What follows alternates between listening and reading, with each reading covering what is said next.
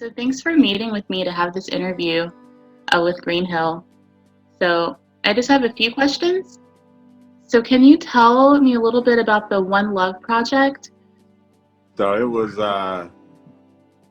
conceived in a very short time.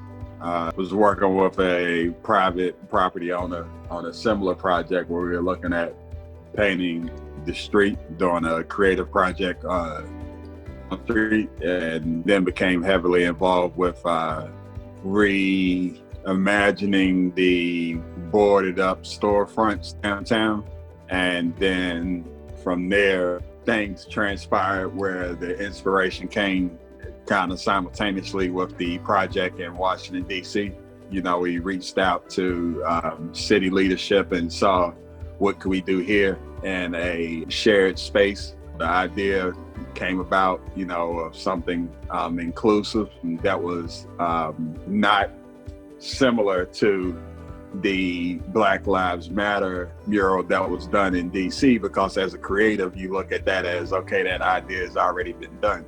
Mm-hmm. So, you want to come up with something new that adds to the conversation instead of keeping it stagnant. With my background as a follower of Rastafari and Bob Marley being one of my personal heroes, the mantra of one love, one heart, one people was something that kind of attached to the project. And from that, we came up with One Love, and the rest, as they say, is history. So I know you just talked a little bit about Bob Marley and how he inspired you. Can you talk a little bit more about how he inspired you, like in your daily life and your other artworks in this project specifically? And why you chose the One Love? Yes, Bob Marley inspires me, because first he is a Black freedom fighter that, has become homogenized and Disneyfied, as we would say, when he is for Black liberation first and foremost, and as a follower of Rastafari, and actually as one of the elders of Rastafari. He is a part of the Holy Trinity of Rastafari, and that includes His Imperial Majesty Emperor Haile Selassie, Bob Marley, and Marcus Garvey. And so all of these people are integral to Black liberation, starting first and foremost with His Imperial Majesty Emperor Haile Selassie, who during World War II was very instrumental in making sure that the walls of Ethiopia were not breached by European forces. And from that, Ethiopia was one of the only African countries that was not colonialized. And so from that leads to a source of inspiration and hope for Black liberators all over the world in diaspora. And so that, leads to the teachings that Bob Marley followed, which is that, until all people are free, no one can be free. Until we have the same rights as our white counterparts, there really is always war between everyone, because you are subjugating one group of people to the benefit of another. And so that goes for any fights of equality. Those tenets hold true. So, again, when we look at this moment, there's a critique of this moment in that there is a lot of vitriol that surrounds the organization of Black Lives Matter. A lot of that is propaganda, but equally, it is up to Black people to not jump on a trend and not understand what it is that they're following. And, you must always do your research in anything that you become a part of, whether directly or indirectly. And so, there have been people in this space before the organization of Black Lives Matter. There will be people in this space after the organization of Black Lives Matter if it does not have the staying power beyond what is potentially considered a trend right now. And so again, from my perspective, um, I wanted to do work that represented. I always like to do work that tells a different story than what the dominant class wants you to uphold as your value. I like to research, my own story and hold up my own ideals, whether they overlap with the dominant societies or whether I'm over here on the island by myself because I have my own morals and values. And so, again, that was really the catalyst for understanding that, again, there's been freedom fighters from, John Lewis to Marcus Garvey, to Malcolm X, to Stokely Carmichael. The list goes on. So, we must always know our history to know where it is that we want to go to. And so these things are important when we tell creative stories of making sure that all perspectives are being examined as we make critical decisions in modern times. Thank you. So as far as the design, I know you shared a lot about Bob Marley, a lot about how all of these other revolutionary freedom fighters have inspired your work. How did you come up with design? Was it like a collective idea, or was it your idea to have it on the street, to have the words and not pictures? So just how did you kind of come up with that? Well, that it's an overlap of multiple things.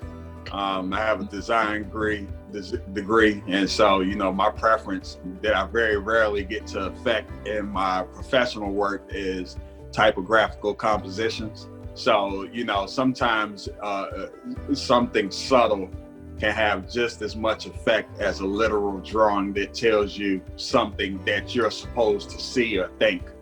When you make it a little bit more abstract, it allows the viewer in a creative experience to allow those words or that composition to become whatever it is that you want, and that can be good and bad, but that is the true experience of art. The creatives are not always going to be there to guide you through what they're thinking.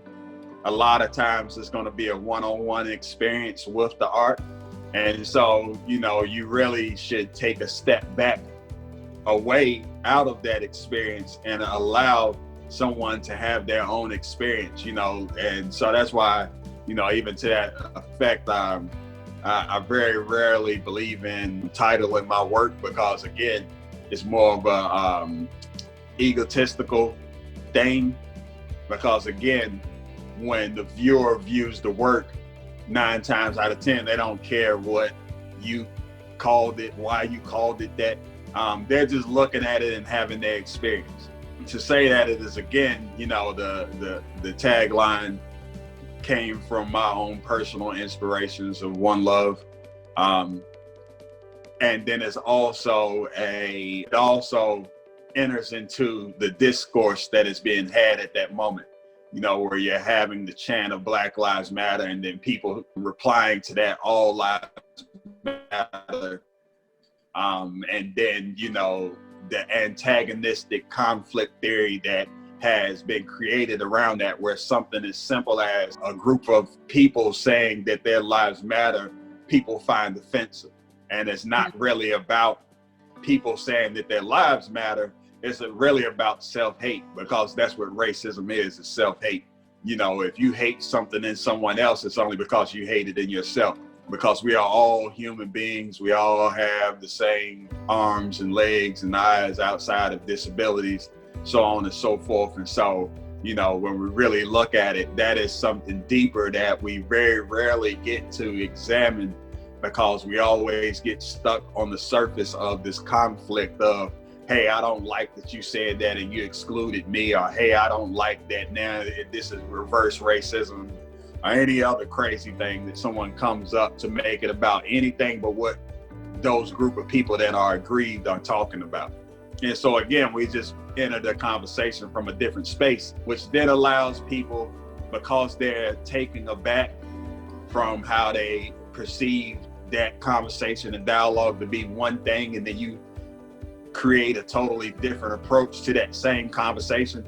It allows people to then say, hey, that I can agree with because I went to Jamaica and had a red stripe and I have good memories of that. And so I'm gonna project those good memories on that word, even though it's saying the same thing. That experience led me to that mantra. And then from that mantra being chosen, there were 17 to 21 volunteers that helped on that project. Multiple students from UNCG and North Carolina A&T, which I was very happy of because that kind of tore down silos in this city that is extremely segregated from an educational capacity as well as a race capacity. And so having, students from both institutions, the two premier institutions in the city, having professors from both institutions interacting on the project, all were things that were great additions to that project.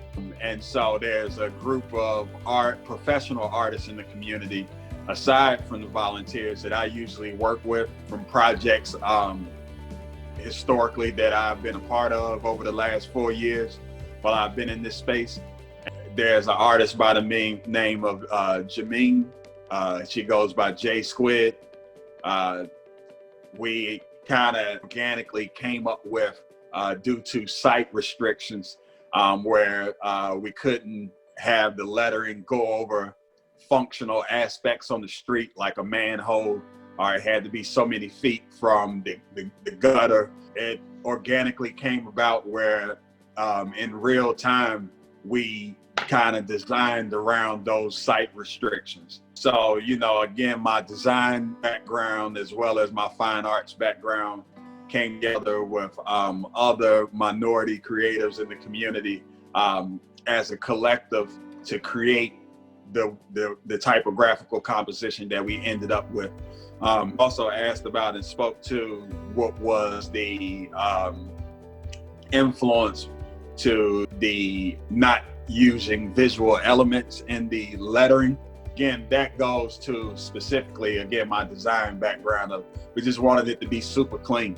There was some legal aspects that were also at play with this conflict between the federal government and local governments that were choosing to do these projects, where, the pushback from the federal government was that these projects were illegal because you were using colors that were not DOT approved.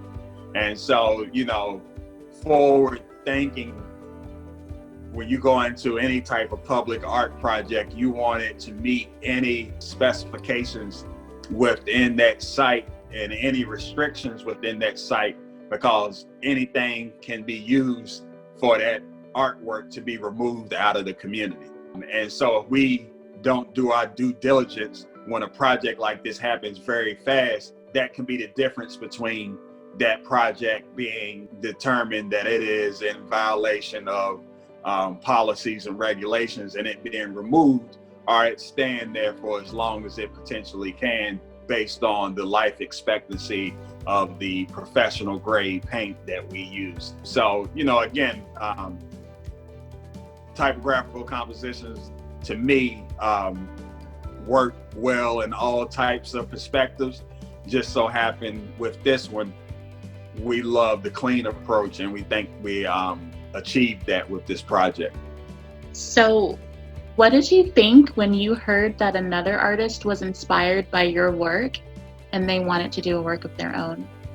I mean, it's always flattering and a part of the creative experience, because as we understand and we're told in our first year of art school, there's nothing new under the sun. Artists hopefully work off of being inspired by their community, and what better way than having this artist continue the creative dialogue by being inspired and doing work that has its roots in the work that I was a part of with our local community. And so again, it's an honor at all times whether it's positive inspiration or negative inspiration. People as a professional public artist, the beauty of art is that it elicits an emotional reaction from the average everyday person, especially street art, where there is no walls that prevent you from the experience. There is no atmosphere that you may not feel welcomed in being inside of a gallery that you may feel creatively illiterate to. When you're walking down the street going to work and you see a mural on the street or on the wall, that's something that you can have a personal experience with, and it's out in public, and so those barriers are removed. I mean, that's kind of where that is. That's a great perspective. Thank you. So what other street art projects have you worked on in Greensboro?